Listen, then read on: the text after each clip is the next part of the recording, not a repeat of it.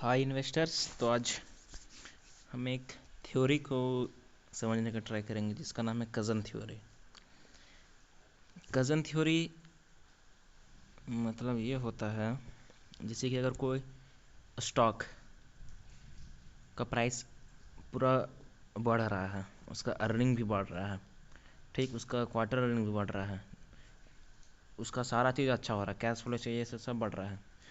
तो अगर वो बढ़ रहा है तो उसका अगर कंपनी का बिजनेस समझेंगे, अगर बिजनेस को देखने जाएंगे तो उसमें पता चला कि वो किसी ना किसी से जो भी प्रोडक्ट बनवाता है वो किसी ना से कोई भी दूसरा कंपनी से उसका सब पार्ट खरीदता है। जैसे कि यहाँ पे हम टीवीएस मोटर का लिए हैं, ठीक। तो वो टीवीएस मोटर का तो अगर बात करें 4 साल में, अगर 2020 से लेते हैं, चलो ठीक, 2021 से लेते हैं, तो 3 साल में 4 गुना टीवीएस मोटर बढ़ा है, ठीक। 3 साल में 4 गुना टीवीएस मोटर यहाँ पे बढ़ चुका है। अब जब ये 3 साल में 4 टाइम्स हो गया है तो इसका अर्निंग पर शेयर, ठीक, इसका आर ओ ये सब कुछ अच्छा होगा। तो अगर इसका देखें, देखो टीवीएस मोटर बनाता है मोटरसाइकिल, टू व्हीलर्स, बाइक, ये सब। तो बाइक ये सब में हेडलाइट लगता है उसका, फिर उसका जो भी बहुत सारा सब पार्ट रहता है तो उसका तो कोई ना कोई तो बनाता होगा, कोई ना कोई कंपनी, ठीक। अगर वो हमको पता चल जाए कि कौन कंपनी बनाता है तो ये बढ़ रहा है तो वो भी बढ़ेगा। तो जैसे हम दिखाते हैं, तो ये सब पार्ट खरीदता है यूनो मिंडा से, ये अपना सब पार्ट खरीदता है यूनो मिंडा से, ठीक। यूनो मिंडा से खरीदता है। अगर इसका हम देखें 2021 से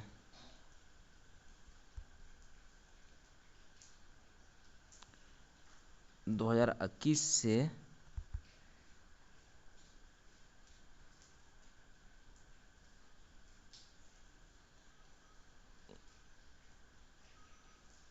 ये नवंबर तक बढ़ा हुआ था सिर्फ 239%, जब यहाँ पे यूनो मिंडा में कोई टेक्निकल पैटर्न बना था,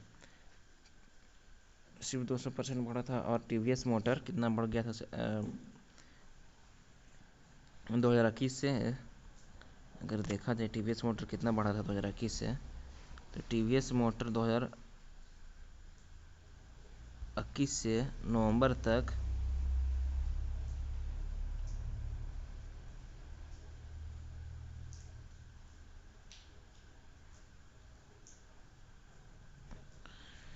ये भी 248% बढ़ा था 2021 से 2023 तक, 2 साल में। तो वही कज़न थ्योरी, मतलब कि अगर कोई प्रॉफिट अर्न कर रहा है और वो कोई सब पार्ट बनाता है तो वो किसी से और बढ़ रहा होगा, देखो इसका सेल बड़ा होगा तो ये इसका भी बाइक जो बनाता है सेल बड़ा होगा, जो बाइक बनाता है उसमें सब पार्ट लगता होगा, सब पार्ट को वो और ज़्यादा अमाउंट में खरीदता होगा। ऐसा नहीं कि बाइक में एक दो सब पार्ट लगता है, वो एक दो और ज़्यादा अमाउंट में सब पार्ट खरीदता होगा। तो बस इसका शेयर प्राइस बढ़ा तो उसी के कारण इसका जो कज़न था, मीन्स इसका जो इसके कारण जो और अदर कंपनीज बेनिफिट हो रही थी उसका भी शेयर प्राइस बढ़ेगा। जो वही था एक यूनो मिंडा, यूनो मिंडा, देखो यूनो मिंडा। अब कोई भी स्टॉक बिना टेक्निकल चार्ट पैटर्न खरीदना आपको थोड़ा बेवकूफ़ी लगता है। अगर यहाँ पे देखें,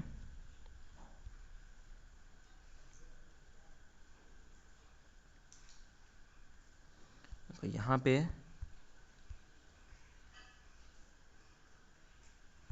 कप विथ हैंडल पैटर्न बना रहा था यूनो मिंडा। यहाँ पे ये देखो, ये कप है, ये हैंडल बनाया, ठीक, कप विथ हैंडल पैटर्न बनाया। अब यहाँ पे तो ब्रेकआउट कंफर्मेशन दे दिया, अगस्त में ब्रेकआउट कंफर्मेशन दिया, फिर यहाँ पे रिट्रेसमेंट हुआ, फिर यहाँ पे शेयर प्राइस बस इसी जोन में ट्रेड करते रहा, इसी जोन में ट्रेड करते रहा अक्टूबर नवंबर। तो इसको हम दिवाली दिन देखे थे, इसको दिवाली दिन देखे था और ये मेरा दिवाली स्टॉक था, ठीक। तो यहाँ पे 8 नवंबर को हम इसको बाई सिग्नल दिए थे 8 नवंबर को, ठीक।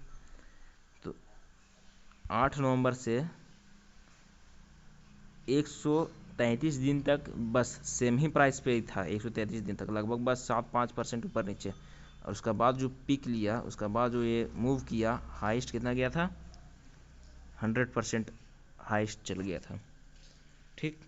तो वही अगर, और टीवीएस मोटर हमेशा उस टाइम पे बढ़ रहा था। टीवीएस मोटर का अगर शेयर प्राइस देखें, देखो अक्टूबर नवंबर से तो ये तो पूरा बढ़ ही रहा था, ऐसा नहीं है कि नहीं बढ़ रहा था। और जब यहाँ पे ये बढ़ा तो उस टाइम यूनो मिंडा का चलने का समय आया। अगर यहाँ पे देखा जाए,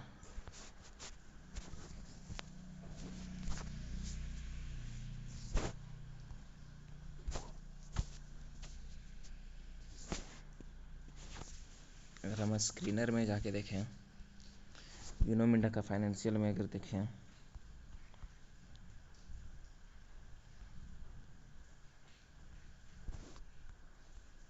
देखो यूनो मिंडा यहाँ पे अपना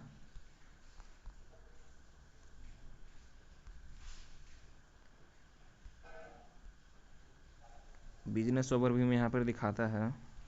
इसका क्लाइंट देखेंगे व्हील, अगर इसका क्लाइंट देखा जाए, स्विच सेगमेंट हो, ये क्या क्या बनाता है, स्विच बनाता है, लाइटिंग सेगमेंट बनाता है, कास्टिंग सेगमेंट, सीटिंग बिजनेस और अदर। देखो क्लाइंट में इसका Bajaj, Honda motorcycle, Hero motor को, Royal Enfield, Yamaha motors and Piaggio, ये सब इसका क्लाइंट है। और ये सब इसका जितना भी मोटर इंडस्ट्री बढ़ा है तो भी बढ़ेगा। और सेम चीज एनालाइज हुआ था। देखो यहाँ पर बुल में मेरा यहाँ पर डाला होगा 8 नवंबर 2023 को, ठीक। अगेन तो टीवीएस मोटर बढ़ रहा है तो ये स्विच बेचता है, हेडलाइट बेचता है, सीट्स बेचता है, टीवीएस मोटर, हीरो मोटर को, रॉयल इनफील्ड को, ये सब को ये बेचता था, ठीक। और अगर इसका क्वार्टरली रिजल्ट देखें, किस टाइम, नवंबर 23 का था, तो जून का वहाँ पर क्वार्टरली रिजल्ट दिखा रहा होगा।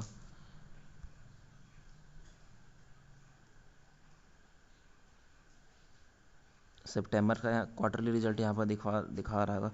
तो सितंबर में अर्निंग पर शेयर 2.97 था, ठीक। और वही सितंबर 2023 में अर्निंग शेयर बढ़ गया। देखो तो यहाँ पे फिर अगला बात, उसका बाद मार्च का अर्निंग पर शेयर 3 रुपीज़ से 5 रुपीज़ हो गया, 2 रुपीज़ से 3 रुपीज़ हो गया। तो हमेशा इसका अर्निंग पर शेयर भी एक्सीलरेट कर रहा था। देखो यहाँ पे सेल में भी बहुत अच्छा खासा बढ़ोतरी आया। यहाँ पर भी सितंबर में क्या बोलते, सितंबर का यहाँ पे और यहाँ पे सेल में, अगर सेल देखें सितंबर में, ईयर ओवर ईयर ग्रोथ 19% था, यहाँ पे 30% हो गया। सेल तो आराम से तो बढ़ ही रहा था पूरा अच्छा से। तो बस इसी को कज़न थ्योरी बोलते हैं।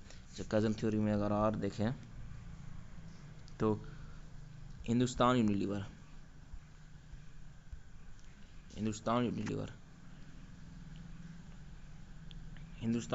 का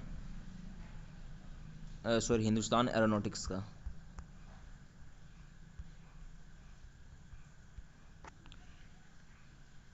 हिंदुस्तान एरोनॉटिक्स का यहाँ पे चार्ट देखा जाए तो देखो ये कितना स्पीड से ये बढ़ा है। तो हिंदुस्तान एरोनॉटिक को सब पार्ट कौन सप्लाई करता है, जैसे एक हो गया पारस डिफेंस,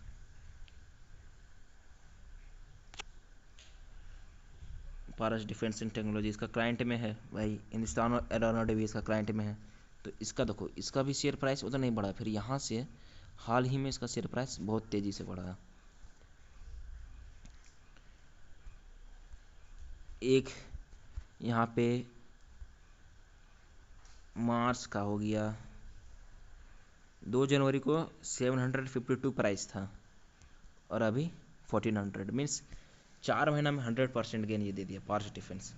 तो इसी को बोलते हैं कज़न थ्योरी है। देखो जब भी कंपनी एनालाइज करते तो हमेशा फाइंड करो कि उसके कारण और कौन कंपनी बेनिफिट हो रहा है। जैसे हिंदुस्तान एरोनॉट का, उसका बहुत, उसका अर्निंग भी एक्सेलरेट कर रहा था, उसका प्रोडक्ट भी सेल भी एक्सेलरेट कर रहा था, तो उसका सेल बढ़ रहा है, तो मीन्स इसका सेल भी बढ़ रहा है। पार्ट जो उसको प्रोडक्ट सपाट प्रोडक्ट सप्लाई कर रहा है उसका भी सेल बढ़ रहा है। तो बस इसी कारण इसी का यही होता है कज़न थ्योरी। तो इसी को हमेशा कंपनी एनालाइज करने टाइम इसको माइंड में रखना कि कज़न थ्योरी के कारण कोई और कंपनी बेनिफिट तो नहीं हो रहा है।